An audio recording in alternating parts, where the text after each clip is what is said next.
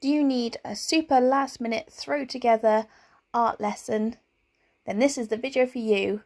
Join us this week in Art Club with Miss Burford for some ideas for when you may not have a lesson planned. This first idea is called the 3-line challenge. I've used this one several times, and the idea is they have a pencil and a piece of paper and you're allowed to draw 3 continuous lines. So this one I was going for like a landscape kind of thing, so this is my hill, and then I had a line in front which was my foreground, and then I also drew a circle for the sun. So I created a picture with just 3 lines. Get them to think of a few ideas, maybe 3, maybe 4 ideas, where they just use a continuous line 3 times. So this next one I did a moon and 2 stars, and then I also did another design after, which was a more modern idea, and they were just random lines. So this just shows that you can do a variety of different ideas, nothing's wrong, it's just you want to see where their mind goes and how creative they can be with just 3 lines.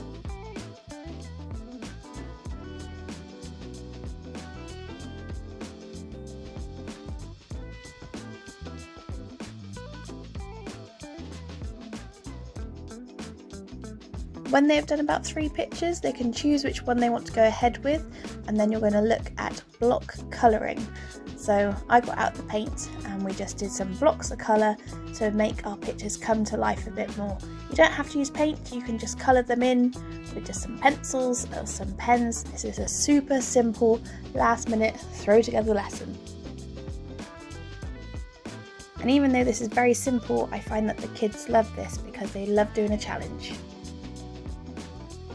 So for our second last minute idea, you will need oil pastels and an A4 sheet of paper, a colouring sheet and another piece of plain paper. But to start with, on an A4 sheet of paper, you're going to fill it with a selection of oil colour scribbles. So make sure it goes on nice and thick, but blocks of colour, you want at least 2 colours, but I like personally using a selection of colours, and then your final product will come out really colourful and like a rainbow. But you're going to just whack down these colours all over your A4 sheet of paper and just make sure that there's no white gaps unless it's around the edge of the paper where your colouring picture isn't going to go at all. This is a good way to introduce oil colours actually, because it will show how hard they need to press for it to go on nice and thick, and what angles they can hold it at without worrying about a final finished product. When you've filled your whole page, you are then going to get your next plain sheet of paper. I went for a smaller piece, I went for a square piece of paper.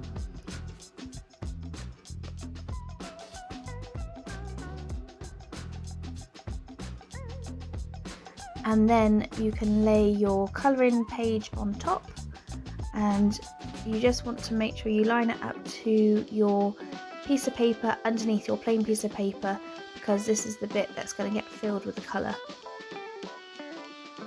And just with a pen or a pencil, press nice and hard over the outline of your colouring page, and just hold your sheet of paper in place. If you want to, you can hold this in place with some blue tack or some sellotape, but usually a hand will hold it well.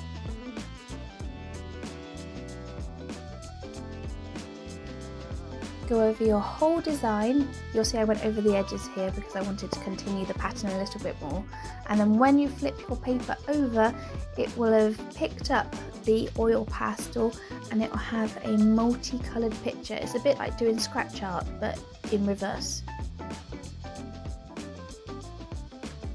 The one bit of advice for this one I would give you is to not do letters or numbers, because it will come out as a mirrored image.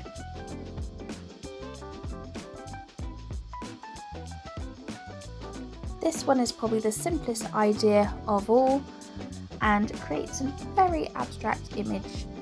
So just use a thick black pen. It doesn't have to be a Sharpie, it can just be a normal Crayola, something like that, or even a biro, but I do find a thicker black outline looks better for this. And you're just going to create squiggly lines and join it up at the end, and you can even just do a big scribble, but then you can layer it up with shapes, so some hearts, some stars, some circles, some squares, whatever you like on there. Just overlap it so there's lots of sections. Simply colour in the different sections in different colours, making sure that no two sections next to each other have the same colour. On to the next one. This is more structural and looking at how we can make things stand up, and about trial and error and resilience. And for this you literally just need paper, scissors and a glue stick and a bit of patience. So this is to make a 3D man, monster, snowman. Let their imagination run wild with a sheet of card, scissors and a glue stick. The only thing is you might have to do is, if you're making circles, you might have to hold the paper in place to glue together for a little while. It won't take long.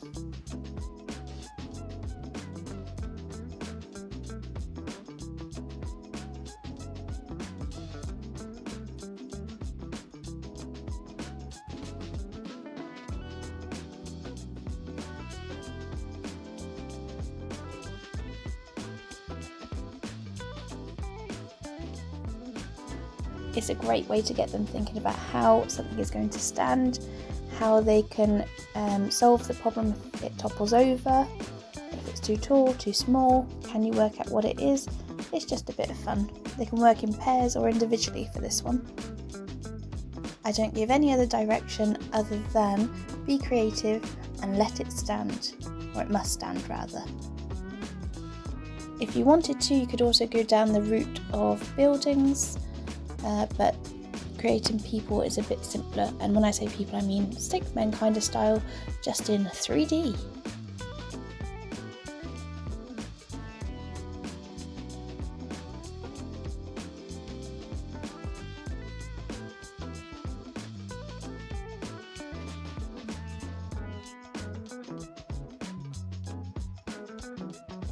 So this is my little surfing dude, and he wobbles so he looks like he's riding the waves.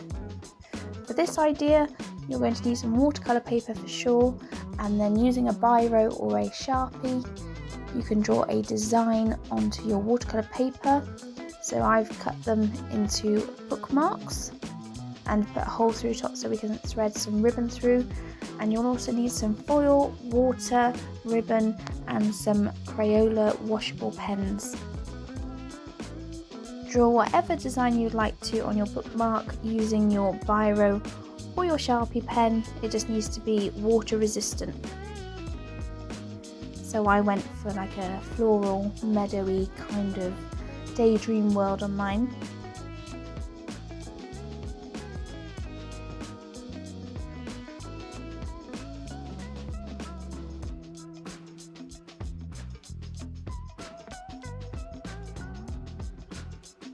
Then pop your bookmark aside, and using your washable markers, you can add random scribbles of colour to your foil, all over your foil, enough to cover an area that will cover your bookmark. Think about what colours you want on your bookmark. Don't think too much about where they're going to go, like is it going to colour in my flower? It's not going to work like that. It'll be very abstract and create a watercolour effect. Of course you can do this as a larger picture rather than just a bookmark. It depends on what time scale you have, how long you want your lesson to be. This is just a really good one for after school club, for it to dry in time to take home if your session is 45 minutes or an hour long.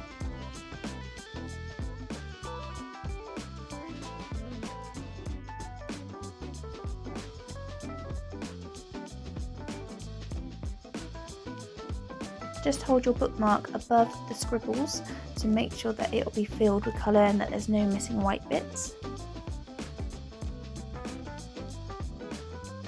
Then with a spray bottle of water, just spray all of your bookmark until it's completely soaked, so you can see my paper is very shiny, and then face it down onto your scribbles and just rub it onto there so it picks up all of that lovely colour.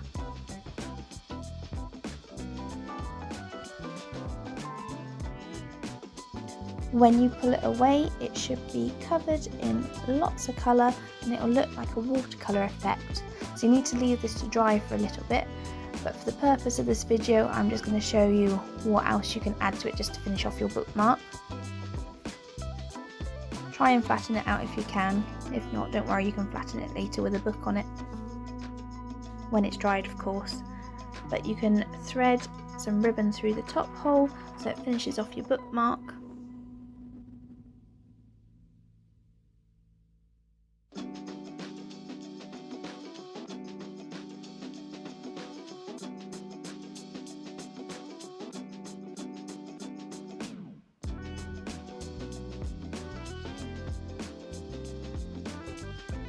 And the final idea is to do a spirograph picture, so you'll need a spirograph kit, some coloured paper or card and a fine nibbed pen.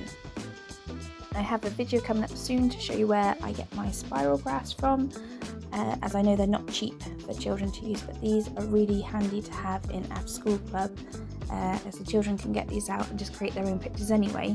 But if you're in a tricky situation where you haven't got a lesson plan put together, these are great to come up with a creative idea with them. So for this I've just created a border around the edge of my paper using different designs of the spirals. You can either go around the whole piece of card and create a frame which is solid around the edge, or you can do like I'm doing on here, 2 corners with overlap designs. Again, you can use plain paper and coloured spirographs designs, or you can do a coloured piece of card like I've got here and use black to make it stand out as well. But this is a great activity for them to learn to just go with the flow, as they may not know what kind of designs are going to come out of these spirals. Another idea that you could do, which is quite simple with these spirographs, is to create a meadow picture of flowers. So use these spirals to create different styles of flowers. But for now we're going to do this as something related to letterwork and printing.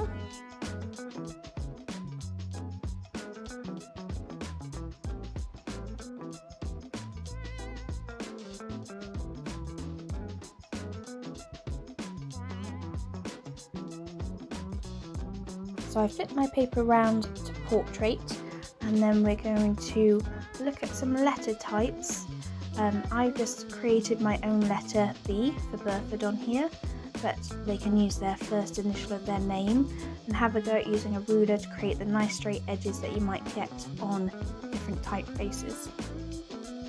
When they've drawn their letter in their desired style, it could even be graffiti if they wanted to, you can just fill it in with a solid black pen or pencil, but pen works better to be a bit bolder.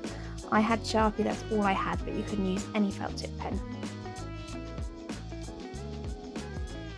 So I really hope that some of these ideas can help get you out of a tricky situation where you may not have a lesson planned, you may be thrown into the deep end where you have to cover something and it's a last minute idea, but hopefully there's something here that you can quickly chuck together and it will help you out and the kids will love it.